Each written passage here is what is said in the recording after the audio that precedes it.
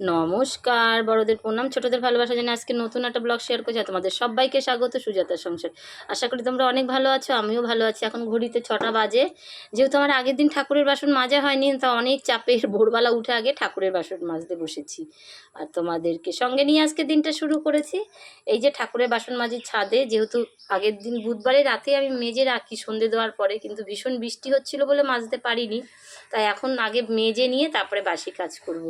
আগে নাইটি ফাইটি ছেড়ে নিয়েছি, ছেড়ে নিয়ে ঠাকুরের বাসন মেজে ফুল তুলে তারপরে বাসি কাজে হাত দেব, নইলে বৃহস্পতিবার প্রচুর দেরি হয়ে যাবে। আর এমনিতেও তাড়াতাড়ি করতে হবে, বাচ্চাদের স্কুল আছে সেই কারণে। যাই হোক, ঠাকুরের বাসনগুলো ফটাফট করে মেজে নিই। আর ধূপটিটা ভাবছি অনেক দিন ধরে মাজা হয় না, আজকে মাজবো। ছাই জমতে জমতে পুরো মোটা হয়ে গেছে, ওইটাকে প্রদীপের আগা দিয়ে খুব কষ্ট করে ছাইগুলো ফেললাম আর ছাইগুলো গাছের গোড়ায় দিয়ে আসলাম। সবটা হয়নি, কিছুটা হয়েছে, বেশিরভাগটা হয়েছে। আর এদিকে ওই পিতলের যে বাসন, তামা পিতলের বাসন ছিল, ওগুলোর মধ্যে একটু তেঁতুল মাখিয়ে রাখলাম। এবার চকচক করতে তাড়াতাড়ি হয়ে যাবে আর কি, পরিষ্কার হবে তাড়াতাড়ি। আমি এই মাজার ভয়ে আমি স্টিলের বাসনে ঠাকুর পুজো দিই, যদিও স্টিলের বাসনে দিতে নাই, তবুও দিই। কি করব, একা পেরে উঠি না, সেই কারণে মাজতে গেলে তো অনেকটা সময় লাগবে। হ্যাঁ, উল্টোপাল্টাভাবে সময় নষ্ট করার মতন আমার একদম সময় নেই। যাই হোক, তারপরে ঠাকুরের বাসন টাসন মাজা হয়ে গেছে। দেখো আমার চোখে এখনও ঘুম রয়েছে, ঘুম ঘুম চোখে আমি ঠাকুরের ফুল তুলতে আসছি। এই যে এটা আমার ছাদ, এই ছাদের মধ্যে যেই কটা ফুল ফুটেছে আমি সেই কটাই তুলে নেব।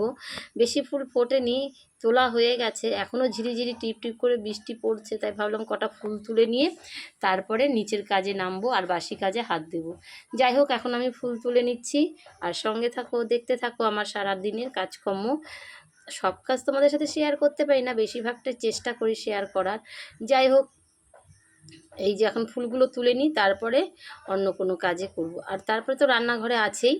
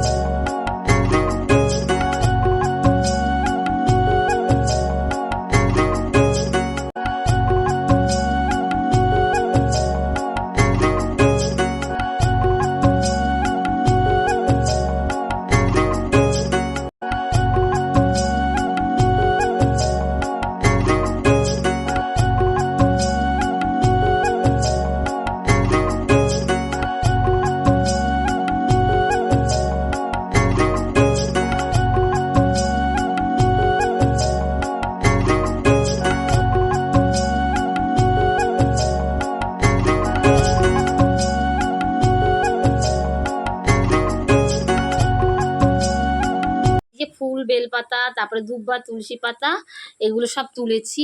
আর বেলপাতাটা দিদি দিয়েছে, আর আমি বাদবাকি ছাদের থেকে আগেই তুলে রেখেছিলাম। তারপরে তো আমার পুজো প্রায় কমপ্লিট, সরি পুজো দেবো এখন, গোপালকে স্নান করাবো, তারপরে স্নান টান করানো হয়ে গেছে। যাই হোক, স্নান টান করিয়ে এখন ঠাকুরকে জামা কাপড় পরাচ্ছি। বৃহস্পতিবারের পুজো বুঝতেই পেরেছো কত দেরি হয়, আর কি করব বলো, এক এক করে সারতে সারতে অনেক সময় হয়ে যাচ্ছে।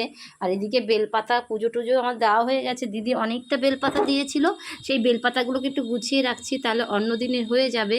যাই হোক, এদিকে বেলপাতাটা গুছিয়ে না রাখলে বলো তো, কেন এত সুন্দর পাতা দিদি এনে দেয়, তারপরে এগুলো যত্ন করে না রাখলে হয় এগুলো, তাই প্লাস্টিকটায় ভরে রাখবো। এখনও আমি মাথাটাতে আশ্রয়নি, সিঁদুর টিঁদুর কিছুই পরিনি। তারপরে চলে এলাম রান্নাঘরে। রান্নাঘরে শাক নিয়ে এসেছিলাম, কি বলে কলমি শাক, আমার খুব পছন্দের, সেই শাকটা ভাজতে বসেছি। এদিকে গ্যাসে চা হচ্ছে, ভাত বসিয়ে দিয়েছি। যেহেতু বাচ্চাদের স্কুল আছে, তাড়াতাড়ি করতে হবে, সেই জন্য শাকটা বেছে জলে ভিজিয়ে রাখতে হবে খানিকক্ষণ, নলে না এই শাক খাওয়া যাবে না, যতই হোক বর্ষাকালের শাক। অনেকে বলে বর্ষাকালে শাক খেতে নেই, পোকামাকড়ের হয়, তবুও আমি খাই, কেননা ভীষণ ভালোবাসি, সেই জন্য নিয়ে এসেছি। তাই ঘন্টাখানেক ভিজিয়ে রাখবো, তারপরে করবো। তাই রান্নাঘরে এসে আগে শাক ভাজতে বসে গেছি, ভাত আর চা বসিয়ে দিয়ে। আর এদিকে মেয়ে এখনও উঠেছে, উঠে ওর জেঠির ঘরে গেছে দুষ্টুমি করতে। পাশেই যেহেতু ওরা আমাদের বাড়িতেই থাকে, সেই কারণে। আর ওকে বারে বারে বলছি তাড়াতাড়ি আয়, ব্রাশ করে নে, দেরি হয়ে যাবে, ও কিছুতেই আমার কথা শোনে না, ও খুব। তারপরে তো হলো, এখনও বাস করতে পারছি না। আর ওর জেঠির সাথে কথা বলছে। হ্যাঁ, আর আমি ওর জেঠি এসছে, মেয়েকে বকা যাবে না, তাই মেয়েকে বলছে ওকে কেন বলছো, ও তো করবেই। এই হচ্ছে ব্যাপার। যাই হোক, অবশেষে আমার ওকে বলছি ওখানে বসে নিয়ে টুলের মধ্যে বসে নিয়ে তারপরে তুই ব্রাশ কর। ওদিকে ব্রাশ করছে, দিদি আবার পাটিসাপটা করেছিল, সেই পাটি পিঠে আমাকে দিতে এসেছে, মেয়েকে দিতে এসেছে। অনেকগুলোই দিয়েছে, যে যে খাবে। আমি সকালবেলা তো খাবো না মিষ্টি, তাও রেখে দিলাম, মেয়ে যদি খেতে ভালোবাসে খাবে, নহলে থাকবে, যখন ইচ্ছে হয় খাবে। তাই দিদি করেছিল, দিদির ভাই এসছে, তাই কটা পাটিসাপটা করেছিল, আমার ছেলে মেয়ে শ্বশুর সবাইকেই দিয়েছে। যাই হোক, আর এদিকে আমার শাক তো বাছা হয়নি, শাকটা বেছে নিয়ে তারপরে জলে দেব। আর এদিকে আমি বেছেই চলছি। জানো তো, শাক খেতে আমি ভীষণ পছন্দ করি। আমি তো সবসময় বাজারে যাই না, যখনই যাই পছন্দ যদি হয় তবেই নিয়ে আসি। এর আগে কদিন দেখেছি পছন্দ হয়নি বলে আনতে পারিনি, সেই কারণে ভাবলাম আজকে নিয়ে যাই অল্প করে, আমি একা খাবো সেই কারণে। এদিকে আমার শাক বাছা কমপ্লিট, চা হয়ে গেছে, শ্বশুরমশাইকে চা দেবো। মেয়েও বললো আজকে চা বিস্কুট খাবে, ঠিক আছে খাও, আজকে আর কমপ্লেন দেবো না, ওকে চা বিস্কুট দিয়ে দেবো। আর চা অত তো ঠান্ডা না হলে খেতে পারবে না, তাই একটু ঠান্ডা হোক। আর এই যে পিঠে দিয়েছে দিদি, কটা দিয়েছে, 4টে না 5টা দিয়েছে। যাই হোক, মেয়ে টিফিন নেবে বললো, আমি ঠিক আছে তাহলে টিফিন নিয়ে যাও। এই হচ্ছে ব্যাপার। ও একটা খাবে, ওকে একটা দিয়ে দিলাম, আর 2টো টিফিন দিয়ে দেবো, আরও থাকবে 2টো, যদিও খাবে, নলে থাকবে। এই যে পিঠেগুলো বেশ হয়েছে, দিদি সুজি আর ময়দা দিয়েই করে। যাই হোক, আর ওইদিকে আমার বিস্কুটের কৌটায় প্রায় বিস্কুট শেষ, এখন বিস্কুট ঢালতে হবে। যদি আজকের দিনটা সময় না পাই আজকে ঢালবো না, পরের দিন ঢালবো। আর এদিকে প্রেসারে ডাল সিটি দেবো তাড়াতাড়ি হওয়ার জন্য, বুঝতে পেরেছো, অনেক দেরি হয়ে যায় তো। আর এক এক করে এমনি পাত্রে গরম ডাল সেদ্ধ করতে অনেক সময় লাগবে, প্রেসারে একটা সিটি দিয়ে ঢাকা দিয়ে রাখলেই পুরো গলে যাবে। যাই হোক, তারপরে বাজার থেকে কি কি এনেছিলাম সেটাও তোমাদের শেয়ার করি। মেয়েকে স্কুল থেকে আনার পথে বাজার করে ঘরে ঢুকেছি, যেহেতু বাজারের ওপর দিয়েই বাড়িতে আসতে হয়, সেই কারণে 1 কেজি পটল, 500 চিচিঙ্গে, আর হচ্ছে একটা চাল কুমড়ো, সেটাও আবার 30 টাকা কেজি, একটা লাউ এনেছি সেটাও 30 টাকা দিয়ে, বেগুনের দাম 40 টাকা কেজি, বেগুনও এনেছি। আর হচ্ছে একদম সবজি ছিল না, তাই অল্প কিছু ছিল সেগুলোই রান্না করেছি, এগুলো পরের দিনে রান্না করব বলে নিয়ে এসেছি। তারপরে তো আমার রান্না বান্না কমপ্লিট, গ্যাস ট্যাস মুছে নিয়েছি।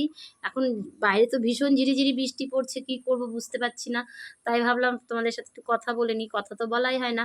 তাই রান্না বান্না কমপ্লিট করে গুছিয়ে গাছিয়ে মেয়ে ভাতটা বেড়ে দিয়েছি। ঠান্ডা হচ্ছে, ছেলেরও তাই করেছি, শ্বশুরমশাইকে রুটি তরকারি দিয়ে এসেছি।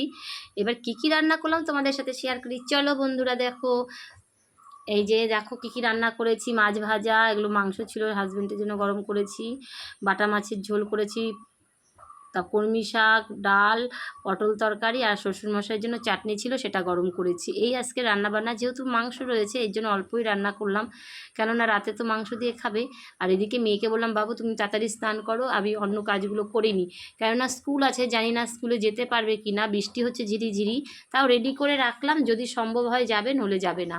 হ্যাঁ, আর স্কুল কামাই করলে কেমন না, অনেক লেখা দিচ্ছে। তারপরে দেখলাম রোদ উঠে গেছে, ঝটপট করে আমি রেডি ছিলাম প্রায়, তারপরে মেয়েকে ফটাফট রেডি করছি, যেহেতু আজকে 1-2 দিন দেরি করে গেলে কিছু হবে না, বৃষ্টি দিন একটু কনসিডার করে 40-এও ঢুকতে, 45-এও ঢুকতে দেয়, সেখানে আমি বাড়ির থেকেই বেরোলাম 25-এ, প্রায় রেডি ছিল, টিফিন সবই গুছানো ছিল, সেই কারণে অসুবিধা হয়নি।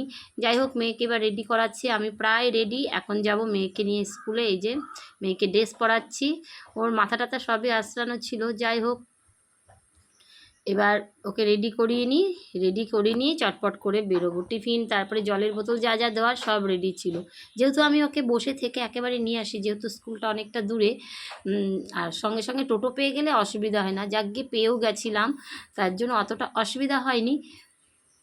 এই হচ্ছে ব্যাপার।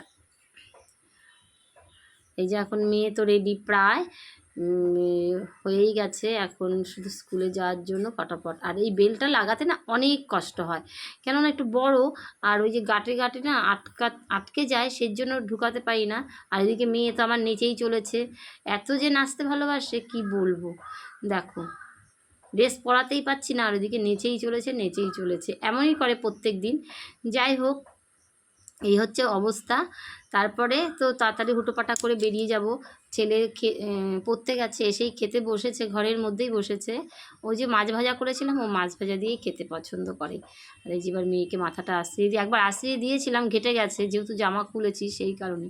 আর আমার মেয়ে এত রোগা, বেল দিলেও ঘাগরাটা খুলে যায়, নিচের স্কার্টটা খুলে যায়। কী করবো? আর আমার চুলটা ভীষণ ভিজে ছিল, তাই ভাবলাম ছেড়ে দিই, যতটা শুকোয় শুকোবে। তারপরে স্কুলে বসে ওখানে ছেড়ে দিলে চুলটা শুকিয়ে যাবে। একটু পাউডার মাখিয়ে নিয়ে তারপরে টিপ পরিয়ে দেবো, তাহলেই হয়ে যাবে। তারপর তো স্কুলে চলে এসেছি, অনেকক্ষণ পরে ঝমঝমিয়ে নামলো বৃষ্টি, সেটাও তোমাদের সাথে একটু শেয়ার করি। দেখো ওখানে বসে রয়েছি, বাচ্চার মায়েরা বেশি ছিল না, অল্প কিছু ছিল, দিয়ে দিয়ে সব চলে গেছিলো, কাজ কমপ্লিট হয়নি বলে। আর মুষলধারে বৃষ্টি, আর আমরা বসে রয়েছি। তাহলে বন্ধুরা আজকের মতো ভিডিওটা এখানে আছি, যদি কোনো অংশ ভালো লাগে একটা লাইক কমেন্ট করতে ভুলো না, আর পাশে থেকে আমাকে সাপোর্ট করো। Bye bye.